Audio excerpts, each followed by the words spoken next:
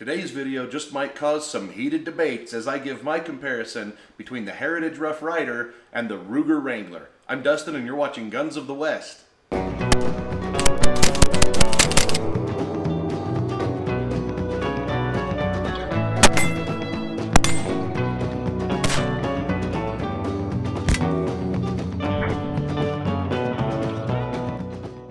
Okay, to start this comparison, I want to talk about the prices of these guns, at least the prices that I paid where I bought them. I bought both of these guns at the exact same store, the Sportsman's Warehouse store in South Jordan, Utah. I bought this Heritage Rough Rider for $180 and this Ruger Wrangler for $210. At least those were the sticker prices. Now, this one actually came with two cylinders. This is a 22 long rifle cylinder.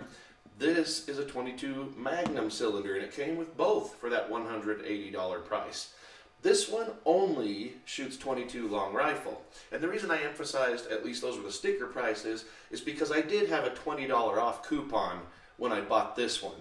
But think about that. That means I got this one for $190 instead of $210, but that's still more expensive than the Heritage Rough Rider with two cylinders.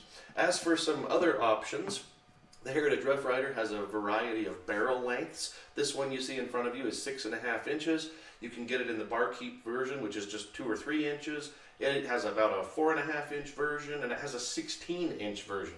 Ruger Wrangler has just over a 4.5 inch barrel, and that is your only option on the Ruger Wrangler. As far as some other options, grips. This is what Heritage calls their camo laminate grip. I have several others. I have the Betsy Ross flag. I've got one that's just like a fake pearl. I've got a black one. I've got one that looks like walnut, and there are many others on their website. This frame that you see is what they call their color case hardened frame. It's really not color case hardened at all. Anybody can tell by looking at it. But you can also get one that just looks like a blued frame. You can get one that looks, I believe they have one that's a little bit more matte. And this is a blued finish on the barrel, which I like.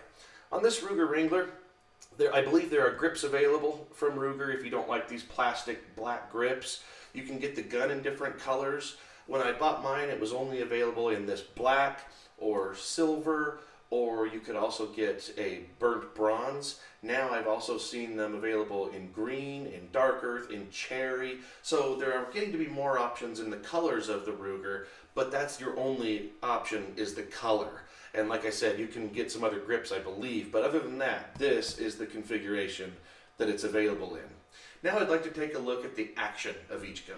Starting with the Heritage Rough Rider, the way the action works is pretty true to the original Colt single action Army. It does have a manual safety. I know a lot of people don't like that, but the action itself is pretty historically correct. It's that good old 4-click action, like that. It does not have a firing pin on the hammer though. You can see the firing pin is this separate part right up here that is struck by the hammer. In order to free the cylinder so that you can load the gun, pull the hammer to the half-cock position just like on a Colt, and then the cylinder can turn. And you'll hear those nice positive clicks as it goes from one chamber to the next.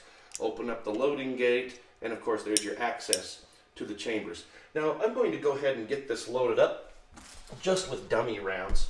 I've got some little 22 long rifle dummies here. I'm doing this for a couple of reasons. One is so I can show you how the ejector rod works, but also because we're going to test the trigger and I don't want to just dry fire a 22. So we'll have dummy rounds in there when I do it. So, got the gun all loaded up just with dummies again. Safe to dry fire this now. And the way the manual safety works is I pull the hammer back. If I flip this lever up, all it is a little hammer block bar right there. I'll move it down and then up. That just stops the hammer from ever quite reaching the firing pin. Well, now that we've got the gun loaded up, let's test the trigger. And I'm going to test the trigger with the Wheeler trigger gauge. So I'll go ahead and get this on the trigger, and let's see how heavy that trigger pull is. That was 2 pounds, 7.1 ounces. Now, let's just go over the unloading. I'll open the loading gate. Cylinder does not move. This is a historically correct action. I have to pull the hammer to half cock, and then I can feel the clicks, so I know where my chambers are. And I use my ejector rod here, just like on a Colt. So I'll go ahead and just pop all those out. And then the gun is empty. And now for the Ruger Wrangler. This is an interesting design, but not unusual if you're used to Ruger revolvers. There is no half-cock position that the hammer will stay at.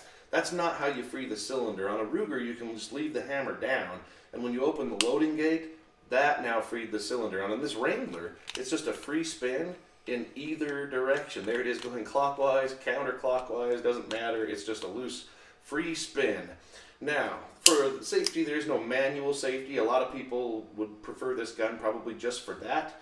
What it has instead is a transfer bar system. Now, it's a bit of a wobbly transfer bar. I don't know if you can see on camera because my thumb's in the way, but it kind of wiggles side to side.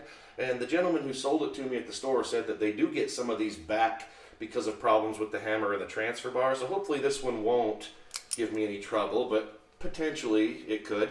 Well, let's go ahead and open up that gate, free the cylinder, and we'll go ahead and get this gun loaded up with those same dummy rounds.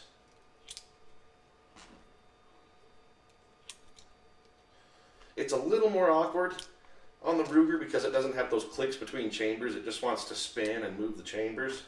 But I think with a little practice you'd get the hang of that, and I don't think it's going to be that big of a deal. Now, once I close the gate, I just have to rotate the cylinder until the bolt reaches the next stop. And one thing I don't like about that is once the gate is closed, that's so you can then lock the cylinder, but look at these scratches that it gets. I haven't had this gun very long, and I've already got scratches all the way around the cylinder because when you close the gate, you have to turn it manually. The hammer won't, well, that time it actually did, it turned in position. But you have to be careful because the bolt's going to rub on that, and so you're going to get scratches on it. I've had this Heritage for a while now, and no scratches between the stops because the bolt doesn't drag on it.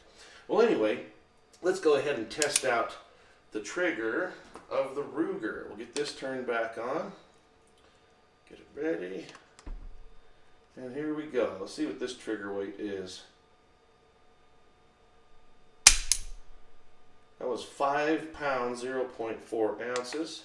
One other thing I just noticed now, and I've noticed it before too, the action feels a little clunky on the Ruger. It's not a smooth one. On the Heritage, not only is it that 4-click action, but it's also a very smooth action. This one, it has a kind of a point of resistance about halfway through, and it just is a little bit less smooth. Not terrible, doesn't make it hard to use or anything, but the Heritage is definitely a smoother operating action. To unload the Ruger, it has the same ejector that the other one does, like on the old Colts. So again, open up the loading gate, which frees the cylinder, and then go ahead and pop those out. Oh yeah, just like that. You have to be careful and make sure the chambers are lined up with it, because again, you have no clicks on the Ruger to indicate where they are. And now the Ruger is unloaded. Before we get out to the range and test accuracy, I just want to go over a few more things on the guns just that are mostly visual. The fit, the finish, and also sight picture. As far as the fit, the way the parts fit to each other, it's not great, honestly, on either gun, but I'm going to say it is just a little bit better on the Ruger. The grips are a little bit raised compared to the back strap on the Heritage. Not bad, and the grip overall is a little wider on the Heritage, which I actually prefer over the Ruger, but I will admit that the grips here are fitted a little bit better to the rest of the gun. Now, as far as the finish, I'm going to say I definitely prefer the Heritage. While I'm not a big fan of that fake color case hardening, I have other Heritages that don't have it, so it's definitely available without it. And I do love that it has blued steel, and the bluing is actually done fairly well on it for the price of this gun. This one has no bluing on it, except maybe just a cylinder, but everything else is just a black Cerakote. I will say I found the Cerakote cleans up well, but I'm not big on it cosmetically. Lastly, let's take a look at the sight pictures. Here they are with the Heritage on the left and the Ruger on the right, and while there's just a very slight difference in the shape of the rear sights, I'm going to call it an even tie. I mean, they both look about the same to me, and I don't see any advantage with one over the other. And the front sights from this angle look virtually the same. Now let's get out to the range and see which one's more accurate. First we'll shoot the Heritage, and then we'll shoot the Ruger. It's the lady that runs that on 4100. Oh, yeah. Yeah. She says his name is Bob. Bob, and I said, Bob. Cinda. Yeah. She is.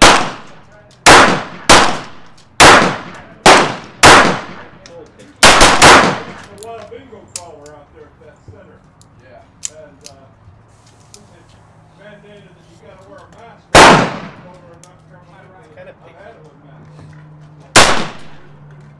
That mask mandate, that's the only way to go. Oh, Yep. before you. Those are 22s are always hard to make. Yeah. No, that's right.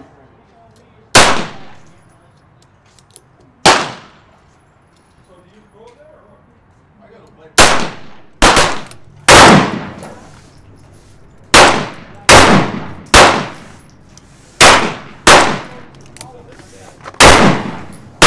Not have a safety. Now it's ready. No safety, so you pull the trigger and fire.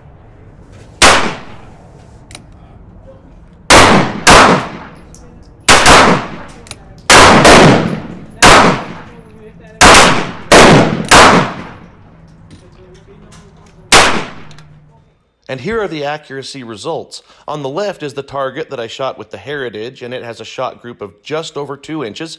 On the right is the target I shot with the Ruger, with a group just over 1.5 inches. So Ruger's group was just a little smaller, and as you can see, it is a little closer to point of aim. So for the accuracy category, I'm going to give it to Ruger. Keep in mind, it also did it with a slightly shorter barrel. Now, I should mention, though, I've seen better shot groups out of both of these guns, and I've seen worse shot groups out of both of these guns. So neither one is extremely consistent, but keep in mind, these are low-cost, plinking .22 revolvers. I think they both are doing well enough for that purpose.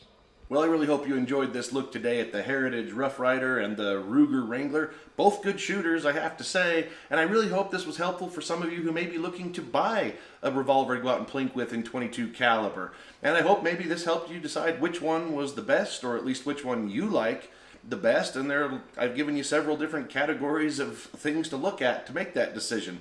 As for my decision, which is the better one, the Heritage Rough Rider or the Ruger Wrangler?